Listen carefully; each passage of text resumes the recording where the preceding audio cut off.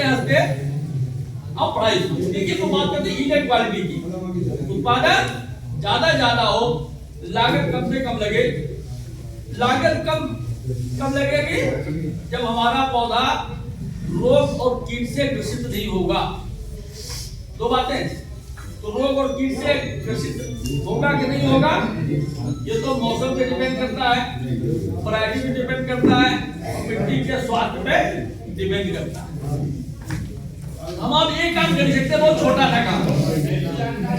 देखिए छोटे से काम क्या है, पहले अभी हमारे कहा रोग और कीट, इसके लिए घर में दवाई बना लो, बहुत सस्ती बनेगी और उसकी कीमत लगभग 34 से 40 हजार रुपए आपकी होगी मार्केट में। घर में बना लो, ज्यादा से ज्यादा 2-2.5 खर्चा आएगा, ज्यादा महंगा नहीं। और हर महीने में एक बार बना लो, पड़ोसी को भी दो, अपने भाई भतीजी को भी दो। और मान लो कोई गुस्सा में कभी पी लेगा तो मरेगा नहीं, उल्टी हो जाएगा, ठीक हो जाएगा। दोनों भाई 5 रात रखे नहीं डाल पाए, सुबह डाले, तब तक गुस्सा छू लिया, पी लिया, काम हो गया, खाने तक उबाल हो गई, जो कमाया अब जाओ। तो क्या करना, देखिए बहुत छोटा था काम। हम लोग क्या करते हैं, रोग के लिए क्या है, करने में क्या लगता है, रेड रॉड सामने देखिए लगा हुआ है। पहचान क्या होती है, जुलाई अगस्त महीने में जब बरसात शुरू होती है, गन्ने की ऊपर से तीसरी चौथी पत्ती नीचे वाली, उसकी जो बीच वाली मध्य सिरा होती है, उसमें लाल लाल धब्बे से आते हैं।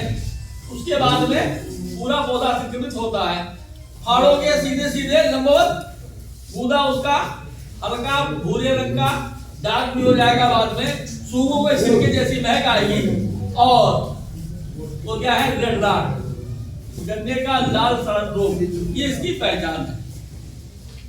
जुकाम बुखार कब आता जाता है, बरसात शुरू होता है, मौसम बदलता तभी। तो गर्मी के बाद जैसे ठंडी शुरू होती है, मतलब बरसात में पानी आता है, तो जो वैरायटियां थी रोग वाली, जैसे 238 ज्यादा नुकसान हुआ, 118 एमआर वैरायटी है, उसमें कम नुकसान हुआ। एमएस वैरायटी कौन सी थी, 238 ज्यादा नुकसान हुआ। हम लोग चेतना किससे लिए, 238 से लिए, कहते हैं नाम बोलिए, इसमें जल्दी आता है। अगर क्षमता ज्यादा होती तो उसमें आता। हम लोगों ने थोड़ी सी गलतियां की, ये वैरायटी पानी भरे स्थान नहीं लगाते हैं, जब पानी भरता लगा तो पानी की संभावना जल्दी बढ़ जाती है। तो इसका जो स्कोर है, तो उसका वो वातावरण में भी आ गया, तो 238 को जल्दी पकड़ता है। जब दूसरों को सर्दी जुकाम जल्दी होता है, ठंड मौसम किसी को नहीं होता, तो क्या है, रिश्ते उसमें कम हुआ। अब उसके साथ पहले वैरायटी विलक्षण बनाएंगे। अब हमारे पास क्या है, रेड को कैसे कंट्रोल करें, पहला काम।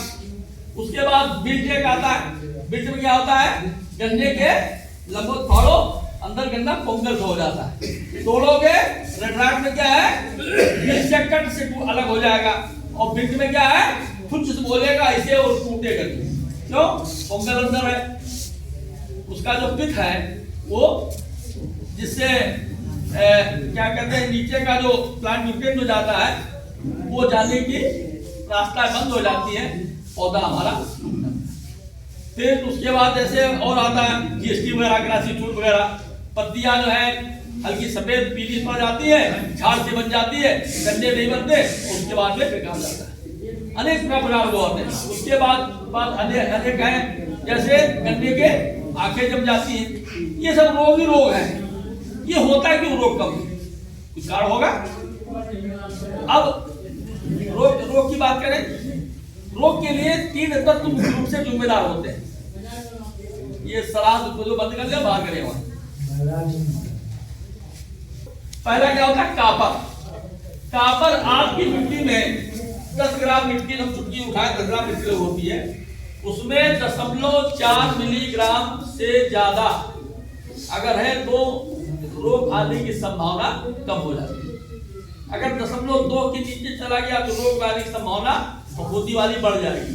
कोई भी हो, जैसे चना लगेगा उठा जाएगा, मटर लगेगा उठा जाएगा, ऊपर पौधा बढ़िया उखाड़ जड़ की गल गई, तो क्या है, काबर की कमी से रोग आते हैं। अब इसमें एक बात लेके चलते हैं, गन्ने की पताई में कितना होता है, 16.80 मिलीग्राम प्रति किलो। 1 किलो में गन्ने की सूखी पताई 1 किलो ले, उसमें 16.80 मिलीग्राम तांबा होता है। चाहिए 0.4 मिलीग्राम। वह कितना गया लगभग आजकल 0.2। तो हमको मिट्टी में जब बुआई फसल की हम बीज की करती है तो हमको 1 एकड़ में गन्ने में 4 किलो नीला तोता या दूधिया, अन्य फसलों में 2 किलो अगर हम डाल देंगे तो जो फफूंदी वाले रोग लगते हैं वो लगने की संभावना कम हो जाएगी, तो दो क्षमता ज्यादा बढ़ेगी। क्लियर बात। दूसरी जिंक, गन्ने की पताई में जिंक 25.57 मिलीग्राम प्रति किलो पाया जाता है।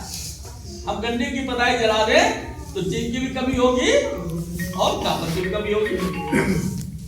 अब समस्या क्या है, मिट्टी में 1.2 मिलीग्राम जिंक होना चाहिए। जब 0.7 के नीचे आएगा तो धान गन्ना गेहूं में ब्याज कम होगी, शाखाएं कम निकलेगी, यूरिया ज्यादा डालोगे पत्ती में हरापन नहीं आएगा, क्लोरोफिल कम, अनेक समस्याएं रहेंगी। और जब जिंक की कमी होगी खरा रोग भी धान में आ जाएगा, गन्ने की पत्तियां भी हल्की पीली पड़ेगी नीचे वाली, और ब्याज कम होगी, उपज कम होगी। तो जिंक भी आवश्यक है। और 25.57 मिलीग्राम प्रति किलो मिलता तो क्या हुआ, ये ज्यादा क्या है, इसमें प्रचुर मात्रा में है। जिसे गन्ने की पताई धान का बयान जलाना नहीं चाहिए, सड़ा देना चाहिए। तो जिंक की बात कॉपर की हो गई। इसका आता सल्फर, गंधक, तेजाब का बोलते हो, ये मिट्टी में 15 मिलीग्राम प्रति किलो से ज्यादा होना चाहिए। जब इससे कम होगा तो आप यूरिया जो फेंकते हो तो पत्ती में हरापन कम आएगा, मेटाबॉलिक सिस्टम कमजोर, उसका हाजमा कमजोर हो जाएगा और रोग कोई लगे, जिसका पेट खराब हो जाएगा उसको जल्दी रोग स्वाभाविक के साथ समझ।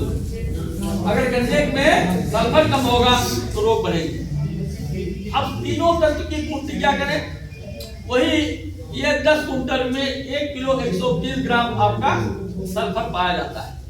सल्फर भी महंगा होता है, आप लोग डालते हो।